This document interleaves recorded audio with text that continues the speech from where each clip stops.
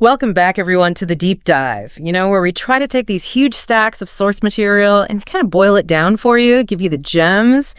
And today, we are really strapping in for something big, a universe-spanning journey, you could say, because we are tackling one of the most, really highly anticipated Xianxia reboots in a while. That's the 2025 3D adaptation of Mang Wasteland Period, or Mang Hongji. Oh yeah, Mang Hongji. And when you say universe-spanning, you're absolutely right. It's an immense project. It's drawing from, well, basically one of the foundational texts of modern Chinese fantasy. It's huge. You're talking about Ning, right? The reborn cultivator guy who basically punches and sword fights his way through gods, primordial monsters, and destiny itself. Exactly, that's the one. And this time, wow, the trailer makes it look like he's gone full beast mode. And in stunning 3D, the hype around that October 2025 trailer drop has just been, well, off the charts. So today we're going to dive into that footage, really analyze the staggering production challenges here. Tackling 4 million words of cosmic lore, that's insane. Yeah. And we need to figure out how Shenman culture plans to balance that brutal modern 3D action we're seeing with the deep philosophical heart that made the original epic so legendary. Right. Our mission today, for you listening, is really to cut through all that noise, all the hype, and figure out if this adaptation can truly capture the sheer scale and the spirit of a novel that's pretty much foundational Xianxia mythology. We need to know if the spectacle, the amazing visuals, will actually serve the soul of Jining's journey. Or, is the sheer volume of content just destined to overwhelm even a really capable animation studio? It's a valid concern. Okay, let's kick things off by unpacking the source material first. Because understanding just how massive this novel is, that's key to grasping the challenge here. For anyone maybe not familiar, the novel, its status is, well, legendary. We were talking about an epic by I Eat Tomatoes. Does that name ring a bell? Oh, absolutely. That's like literary titan status in this genre. He's the same author who gave us absolute giants like Coiling Dragon and Swallowed Star. Exactly. So that pedigree alone tells you the inherent scale we're dealing with. For sure. Mang Wasteland Period is just a monster of a story. We're talking 4.18 million Chinese characters, spanning a massive 45 volumes. Can you even imagine? 35 volumes. Wow. Yeah. It ran on Kidian, which is the big web novel platform, from December 2012 to April 2015. And get this, it snagged over 500 million recommendations. 546 million. 500 million. Yeah. So this isn't just some popular book. It's really a cultural cornerstone. It kind of established a lot of the narrative tropes you still see in the cultivation genre today. Okay, so foundational stuff. And the world setup itself is absolutely crucial, too. It all kicks off in this place called the Pengu Chaos World. We probably need to set the stage for how kind of foundational and dangerous this whole creation myth is. It defines the stakes for everything Jining does later. Yeah, what's really fascinating here is how that creation myth inherently defines the environment. It makes it one of cosmic sacrifice, constant danger, It starts with Pengu. He's the ultimate chaos ancestor god. Yeah. And he essentially lays down his life. He swings this massive axe, splits the primordial void. Okay. And his life just burns out. It's like this massive cosmic self-immolation event.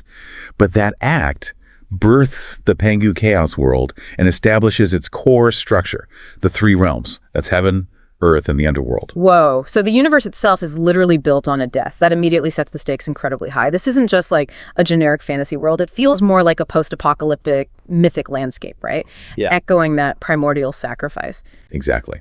And it's teeming with powerful beings, gods, demons, and these incredibly dangerous.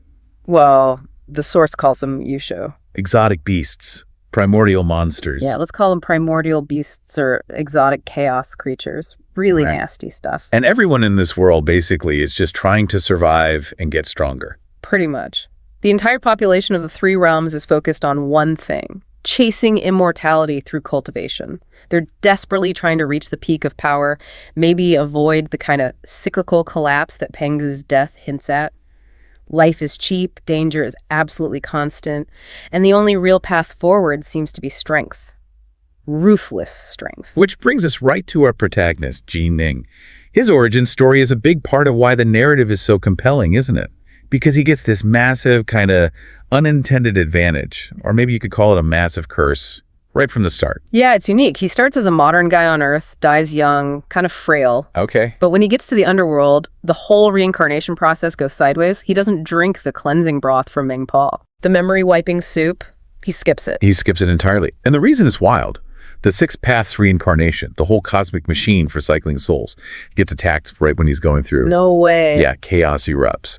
And Ning, just this little soul fragment, manages to hold on to his past life smarts, his cynicism, his knowledge. He keeps that awareness of being a modern person right before he gets reborn. Wow. So he remembers everything. He retains that past knowledge, yeah. And that is a total game changer when he's reborn into the Chrono Clan. He's born as the son of Ji Yuxuan and Yu Qisu. Okay. And his core drive, right from the get-go, isn't just to blindly cultivate power like everyone else, is to actively defy fate, to survive this incredibly brutal, mythic world using his modern intellect, his perspective. So he sees all this ancient chaos through a more pragmatic, modern lens. Exactly. Which contrasts sharply with the kind of fatalistic acceptance you see in a lot of the ancient cultivators around him. He questions things. He plans. That dual identity must be key then. The smart, kind of emotionally complex or fling soul stuck inside this ferocious cultivator's body. That's the engine of the whole saga, really. He's not content to just follow the prescribed Taoist path everyone talks about. He's actively trying to engineer his own survival. And maybe more importantly, protect his new family. He really cherishes them, way more than anything in his tragic past life. So that's the emotional grounding that keeps these huge cosmic battles relevant. It's about family. Absolutely. It anchors everything. Okay, let's shift gears now and talk about why this 2025 reboot is making such huge waves. The excitement is palpable. A big part of that is the production powerhouse behind it, right? Shenman culture. Yes, exactly. Shenman culture.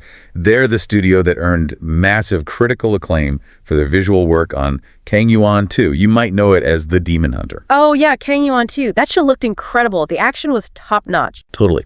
So if you follow 3D Chinese animation, or Donghua as it's called, that connection, it's basically a promise of high-quality action. And that technical pedigree is what you absolutely need for a project this size. Makes sense. They're bringing that reputation for high-impact combat, for physical realism, to Youku, which is the streaming platform. And the trailer that dropped back in October 2025, it essentially served notice to everyone. This is not going to be your typical kind of light touch adaptation. And the release date, it's looking like late 2025 or maybe slipping into 2026? Yeah, there seems to be a slight delay. We know that stems from just how complex the script adaptation is proving to be. Yeah. But the visual vision, that's undeniably clear already. And the vibe shift is what really grabbed my attention in that trailer. It feels like a brilliant move to make it stand out from other, maybe cleaner, more polished Xianxia series. Shenman actually explicitly stated they want to bring something different. They mentioned new themes and a new art style. They're deliberately embracing the wild aspect of Mang Wasteland Period. Absolutely. Yeah. And you see that commitment when you look at Ji Ning's character design in the trailer. It's all about this raw aesthetic. He's shown with like ripped clothes, looking genuinely wild. You see the scars, the dirt, the physical struggle of his journey. He's not just pristine robes and floating. Not at all. This is a very deliberate aesthetic choice. They want to emphasize the savage physical side of his training, that whole God-fiend body-refining path he pursues. So it's showing his journey not just as this elegant cultivator meditating, but as a brawler too. Yeah. You see shots of really brutal hand-to-hand combat. There are scenes of Ji Ning literally fishing for beasts out in these primal, hostile-looking environments. That's where the 3D aesthetic can really shine, right? Sort of that theme of primordial struggle from the source material. Exactly. This is so critical because, so much Xianxia relies on those almost weightless, super clean sword fights. Yeah. Where the robes barely even wrinkle and characters just float above the chaos. Mang Wasteland Period 2025 seems absolutely intent on showing the actual cost, the physical strain of cultivation. It's grit, sweat, blood, chaos. You feel the impact. And that duality you mentioned earlier, him being both the God-fiend body refiner and the elegant sort of mortal, that physical grounding makes it more believable. It needs that physical grounding to be believable. Yeah. And the trailer strongly suggests they absolutely understand that visceral requirement. They seem to get it. And fans are already making comparisons, right? Calling the special effects quality comparable to Kang Yuan 2. They are. And that's basically a promise of awesome, high-impact combat. Combat that uses physics and weight in a satisfying way. The visual benchmark is set really high now. So they need to deliver that kind of visceral punch in every fight scene, whether it's Ning wrestling some massive chaos beast or executing one of those really abstract philosophical sword stances we need to talk about. I totally agree on the excitement level. But here's where the critical tension lies, something the studio has to manage perfectly, I think. focusing so heavily on the wild aesthetic, on the brute force 3D action. It's a bit of a risk. How so? Well, does it potentially overshadow the spiritual refinement, the elegance of the sword immortal side of him? That balance is the central technical challenge they face. If the action is just too flashy, too fast, too focused on the grit, the depth of the spiritual journey, which is arguably the real core of the novel, could get lost in the noise. Okay. So we need the physical training to feel brutal, definitely. But the spiritual mastery needs to feel, what, ethereal, profound. Exactly. Both have to land with equal weight. That's the tightrope they have to walk. All right, let's dive deeper into the heart of Ning's identity then and the structure of his journey. You mentioned that duality. The adaptation absolutely has to do justice to him being both things at once, right? The elegant sword immortal, focusing on mastering the Tao, the universal principles, and the God-fiend body refiner, pursuing that raw, physical, body-tempering power. It's not one or the other. No, it's the combination that makes him so terrifyingly potent later on. That's his unique edge. And where does that duality really come into focus? You mentioned an academy. Yeah, it manifests most clearly during his key training arc at the Black-White Academy. This is where he really masters the intellectual, the spiritual side of his combat. It's where he learns the legendary 5 ultimate sword styles. This isn't just a place he passes through. It's where he truly learns that philosophy is power in this universe. Okay, the 5 ultimate sword styles. Let's unpack this idea of philosophy in motion. The source material really emphasizes these aren't just cool names for sword moves. Not at all. They represent deep, abstract concepts, and the studio has actually committed to animating these visually. How does a 3D studio even begin to tackle animating abstract philosophy like that? That sounds incredibly difficult. It sounds insane, right? But it's absolutely essential to the integrity of the novel. These 5 styles are the concrete representation of Ning's philosophical progress. It's how you see his understanding grow. Okay, break them down for us. What are they? Right, let's look at them. First, you've got heart-mind. This is all about focus. It isn't physical strength, it's the internal state. Clarity of thought, the ability to concentrate completely, even in total chaos. So how would that look in animation, like a visual effect? Maybe. It could translate to showing this overwhelming calm on his face in the middle of a crazy battle, or maybe seeing a single inevitable point of attack suddenly emerge from all the confusion around him, like time slows down just for him. Okay, cool. What's next? Second is blood drop. This is all about precision, the refinement of technique, that absolute deadly accuracy needed to pierce an enemy's weakest point. It's the difference between just brute force and a decisive minimal effort strike that ends the fight. Think surgical. Got it. Precision. Third is heaven collapse. Now this is raw power, sheer unbridled force. This is where the God-fiend influence really shows up in his sword work. It's the ability to just smash through defenses because the attack carries the weight of like a falling mountain, overwhelming power. Okay, power. What else? Fourth is yin-yang. This is balance.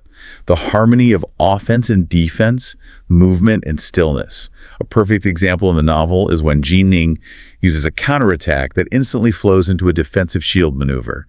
It shows how everything in the universe is complementary, interconnected. Balance. Makes sense. And the last one. The fifth is shadowless. This is about stealth, speed, invisibility, the ability to strike without even being perceived until it's too late. It highlights his agility and his mastery of movement techniques. Wow. Focus, precision, power, balance, stealth. That's a lot to convey visually. Exactly. And that's why the studio project lead actually admitted that animating these ultimate Sword Dao 5 stances, which are, like we said, really abstract concepts, is going to be a heady focus. This is where the special effects become absolutely make or break then. Totally. They have to somehow turn deep philosophy into an amazing visual spectacle. That's the quote. If they actually managed to pull that off, what would that look like? Well, imagine seeing the concept of heart-mind focus. Literally, visually channeling energy into the blade, making the strike look not just fast, but utterly destined, inevitable. That level of visual interpretation, trying to animate Dao philosophy, it's incredibly rare. And it's why a lot of veterans of the genre are paying such close attention to this adaptation. It could be groundbreaking if they nail it. Okay, so to give everyone listening some context, let's map out the core story milestones they need to hit in these planned 52 episodes. It goes from a personal journey right up to cosmic conflict, yeah. Right. It starts small, relatively speaking. Ning begins with what you could call the tribal grind. That covers the early volumes, maybe 1 through 5. The tribal grind. Sounds rough. It is. It's that gritty foundational start. He's weak, but incredibly scrappy. He's training with this technique called the Red Ming Nine Heavens Diagram to try and unlock his latent god-fiend powers. He's fighting smaller chaos creatures, though still terrifying, like the spawn of something called the wing snake. This whole phase is just about survival, loyalty to his parents, and learning the hard way that the universe is incredibly cruel. Okay, so humble beginnings. Then he moves past the Black-White Academy, masters those sword styles, and then what? Then we get into the massive Three Realms War. This spans a huge chunk of the novel, volumes 11 right through 30. This is where the bulk of the action really happens. Three Realms War, that sounds epic. It is. He hits Celestial Immortal status, which is a major power level jump. He ends up leading this army called the Northo Army against a really shadowy faction known as the Seamless Gate. The Seamless Gate, they're the main antagonists for a while. For a long stretch, yeah. And the Three Realms War is absolutely crucial.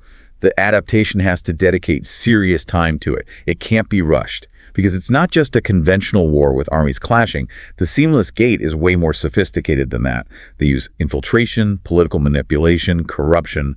They try to destabilize the Three Realms from within. So it's political intrigue as well as fighting. Definitely. Well, it forces Ning to confront treachery and betrayal just as much as sheer martial might. It really tests him. And this is also when he gets some of his signature gear, like the Rahu bow and this treasure called the One-Eyed Water Drop Pearl. Iconic items. Okay. And you mentioned something earlier, the Dao Emerge. You said that was a critical challenge for him. Yes, critically important. During this period, he starts wrestling with the greatest philosophical and existential challenge of his entire life. The Dao Emerge. We need to define that properly then. What exactly is the Dao Emerge, and why does it carry so much narrative weight for Ning specifically? Right. The Dao Emerge is. Yes. It's the absolute ultimate test for any cultivator who's seeking true eternity, true transcendence. The literal fusion of your entire essence, your soul, your body, your consciousness with the grand Tao itself, the fundamental laws of the entire universe. Fusing with the universe, that sounds risky. Extremely high risk. Because failure here doesn't just mean you lose a fight or get injured. Failure means instantaneous, irreversible death and the permanent shattering of your soul. No second chances. Jeez. And because Ning's whole motivation is about defying fate, about breaking the predetermined path, this Dao Emerge moment, it gets elevated. It's not just a standard cultivation hurdle for him. It becomes this life or death decision that literally impacts the fate of all creation. Yeah. It's his ultimate rebellion made manifest. Wow. Okay, so Tribal Grind, Three Realms War featuring the Seamless Gate and the Dao Emerge. What's the finale? And finally, you get the Cosmic Endgame. This is volumes 31 through 45. This is where Ning goes full galaxy mode, as you put it earlier. Full galaxy mode. I like that. Yeah. Yeah. Saving Pangu's world, the Three Realms. Turns out that's not even the end goal. He ends up battling this mysterious, incredibly powerful alien race called the Cis race across entire chaos universes. He ascends to become the true master of his own fate, relentlessly pursuing this ultimate state called the Eternal Ultimate Sword Tao. That sounds like a truly cosmic finish line, animating that. Exactly.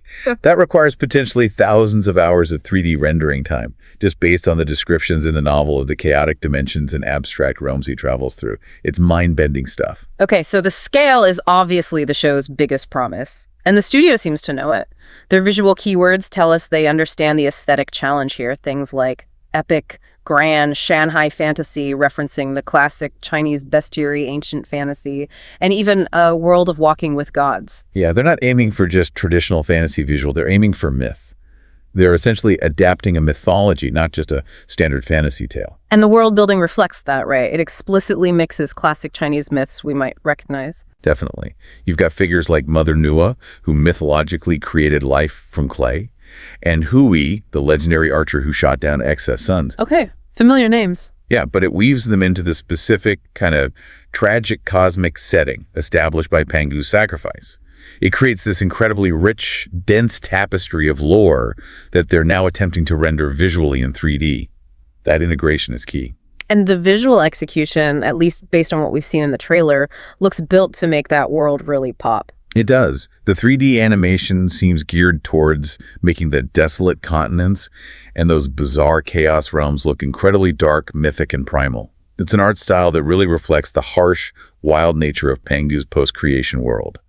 It should evoke a sense of dread and awe simultaneously. And the sound design has to match that scale, right? Oh, absolutely critical. You can't just have amazing visuals. If we see one of these ancient chaos true gods appear, the soundscape needs to immediately establish that immense power. You need that weight. We need those booming drums for the massive beast battles Ning gets into, amplifying the impact and collision of his god-fiend body path fighting style. Yeah. But you also need the contrast. Soft, maybe mournful flutes, or the sound of a guqin, a traditional zither, for those soulful philosophical moments, like when he's struggling with a Tao merge, or contemplating the meaning behind the 5 ultimate sword styles. So the soundtrack needs to be dynamic, shifting between brutality and spirituality. Exactly. It has to amplify the stakes, highlighting that constant tension between physical struggle and spiritual understanding. Okay, to really grasp the power hierarchy and the stakes, we probably need to talk about some of the major players, the powerhouses who actually shape this chaos. These are the legendary figures carrying Pengu's legacy, the ones whose schemes Ning constantly bumps up against. Right, let's start with the really ancient gods, the ones from Pengu's time. First, there's Old Man Yuan.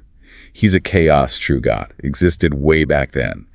He's known as a top-tier Tao ancestor, and his speciality is mastering this rare and deeply complex power called Heart Force. Wait, let's pause there. Heart Force. That sounds important, especially if Ning is about defying fate. How does Heart Force differ from, like, regular cultivation? That's a great question, because Heart Force is a massive source of power in this universe, and it's crucial to Ning's journey. Unlike standard cultivation, which usually focuses on absorbing elemental energy, qi, or comprehending the external laws of the Tao, Heart Force is driven purely by internal conviction, by willpower, emotional purity, the strength of one's spirit. So it's literally the power of belief or will. Pretty much. It's the power of one's indomitable spirit made manifest.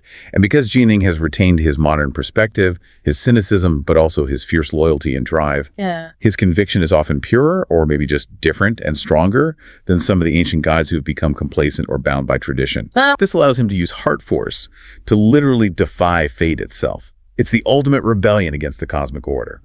And Old Man Yuan is the acknowledged master of this path, which makes him incredibly complex, subtle, and potentially very dangerous.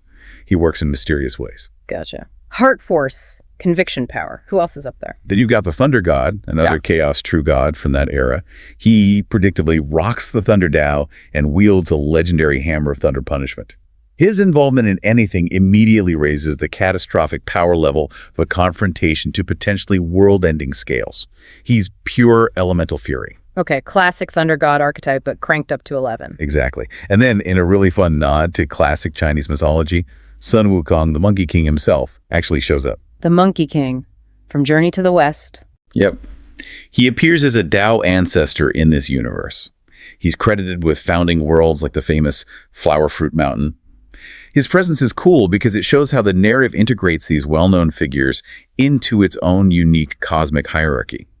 It fits them into the Mang Wasteland Period structure as incredibly powerful, but still, accountable figures within this larger cosmology. That's awesome. Any others? There's also the Xuanwu Emperor, another Tao ancestor known for having heaven-swallowing powers, just immense destructive capability. Okay, so when you have figures like Old Man Yuan manipulating things with Heart Force, the Thunder God bringing the pain, Sun Wukong founding worlds, and Xuanwu swallowing heavens, Ning's climb feels truly monumental. Absolutely. It's not just about him defying one big bad guy. It's about him defying the entire cosmic structure set up by these incredibly powerful beings and dealing with the complex machinations of the seamless gate all at the same time. The odds are stacked astronomically against him. But as you said earlier, the reason he keeps going, the reason he's so successful is because his motivation stays grounded. Yes, exactly. It always comes back to his personal circle. His fierce loyalty to his parents, Ji Ifwan and Yu Shisui, is a constant driving force. And the support he gets from figures like his loyal snake spirit beast, Little King, and crucial mentors like the Bodhi Patriarch. They ensure the story maintains its heart, even when the scope explodes to become galaxy-wide. He fights for his family, his friends, not just for abstract power or the Tao itself. That's the core of it. That's what makes him relatable, even when he's battling cosmic horrors. Okay, here's where we enter the real danger zone for the production team, and maybe why that release date keeps seeming a bit uncertain. The biggest promise of this adaptation, the epic scale, is also its biggest potential problem, the content volume crisis. It really cannot be overstated. The novel is over 4 million Chinese characters long. It crosses entire worlds, different realms, vast stretches of time, even lifetimes. The project lead was actually incredibly candid about this in interviews, admitted the content volume is, quote, simply too large. Wow, admitting that up front. Yeah, that honesty is kind of reassuring in a way, but it really underscores the sheer difficulty. How do you compress 45 volumes of dense, epic lore into something manageable for a visual medium like 3D animation? And that difficulty is probably why the pre-production phase, sorting out the art, the script adaptation, the world-building details, took way longer than they ever expected, right? That seems to be the case. The strain is already kind of showing in the confusion around the release schedule. Early hints pointed towards a solid 2025 release. But now, the official Youku platform page is listing 2026, and there are reports suggesting they've only officially filed the licensing paperwork for the initial 26 episodes. Only 26, but the plan is for 52. The overall plan seems to be 52 episodes, running for about a year, but filing for only 26 initially. That hesitation suggests there might be some serious internal struggles with nailing down the pacing and the overall scope for the full run. Are they testing the waters? Can they even map it all out yet? Which leads us directly into the pacing trap. This feels like the historical shadow hanging over this entire project. It really is. Yeah. How do you fit 45 volumes of a complex cosmic saga into a planned 52 episodes?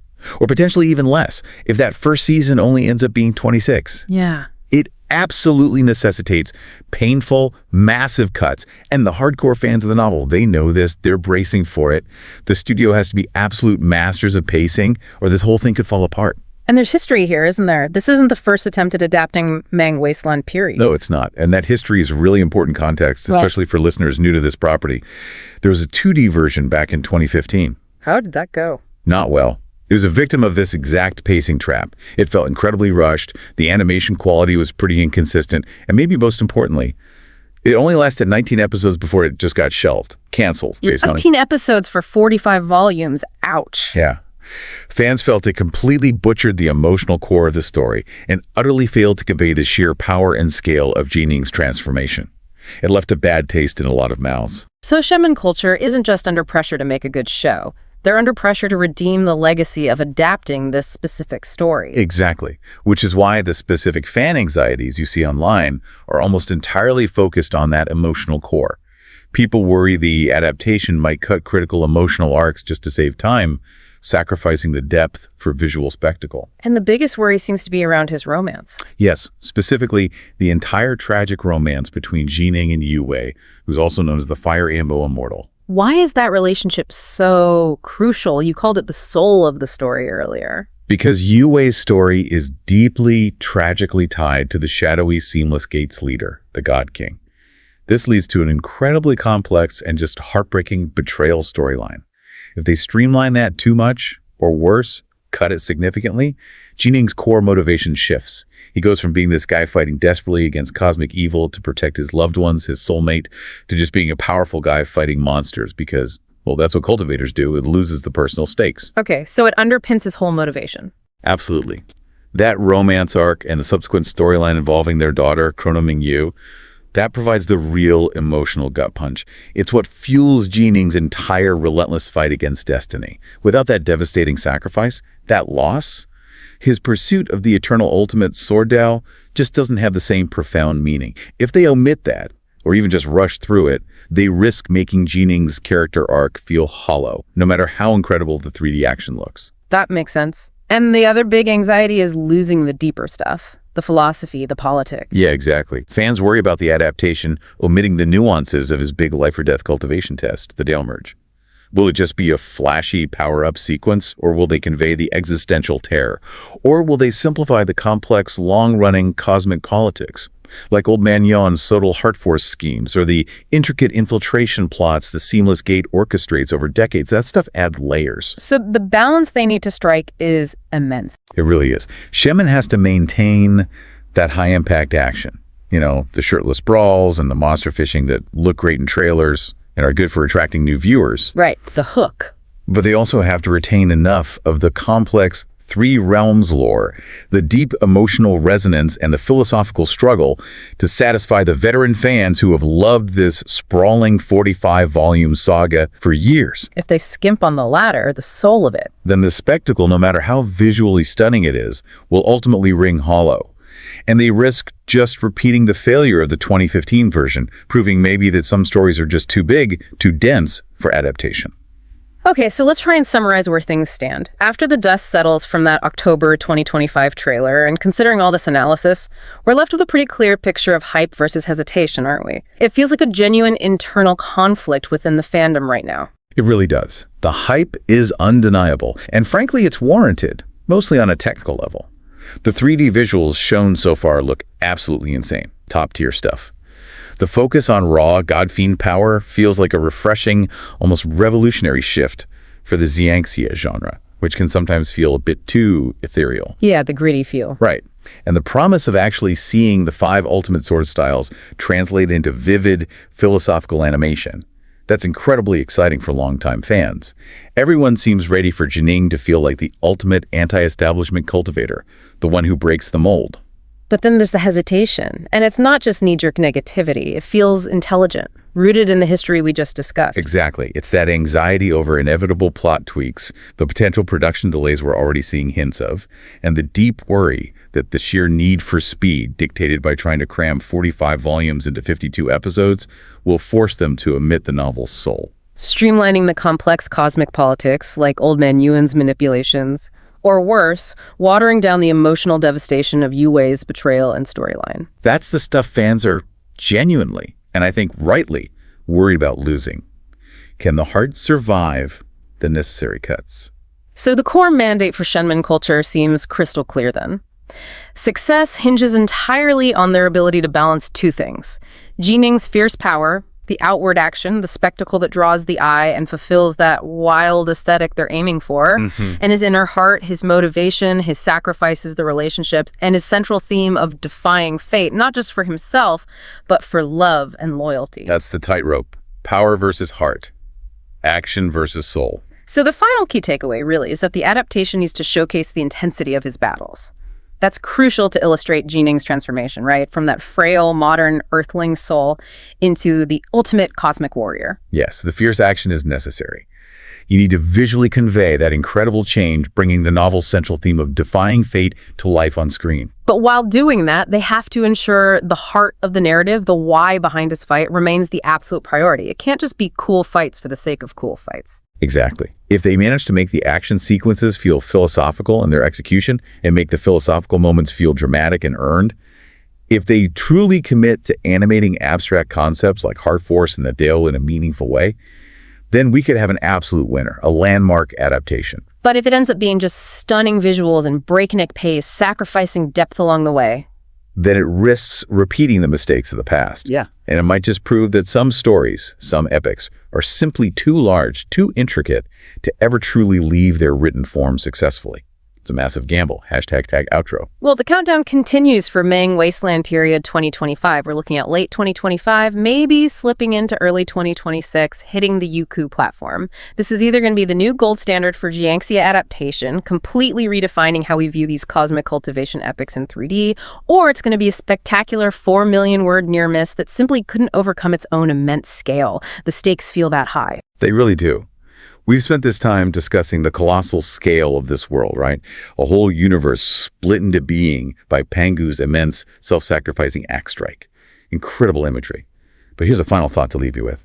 If the studio, realistically fighting against time and budget constraints, has to make a choice, if they have to choose between animating the stunning Chaos Realms in their full, mind-bending glory, showcasing those massive, spectacular battles we saw glimpses of, or giving us the full, slow burn, truly devastating emotional impact of Yu Wei's betrayal and her subsequent fate, giving that storyline the time and nuance it deserves, which one would you, as a viewer, be willing to sacrifice to keep the pace moving, to fit it all in? Oof, that's a tough question. It really gets to the heart of the adaptation challenge, doesn't it? Can spectacle, no matter how amazing, ever truly replace genuine narrative sacrifice, real emotional depth in an adaptation this grand? That is definitely the question you should mull over while you wait for the release. Can the heart truly survive the scale? We'll have to wait and see. Until the next deep dive, Keep your swords sharp and keep your hearts steady.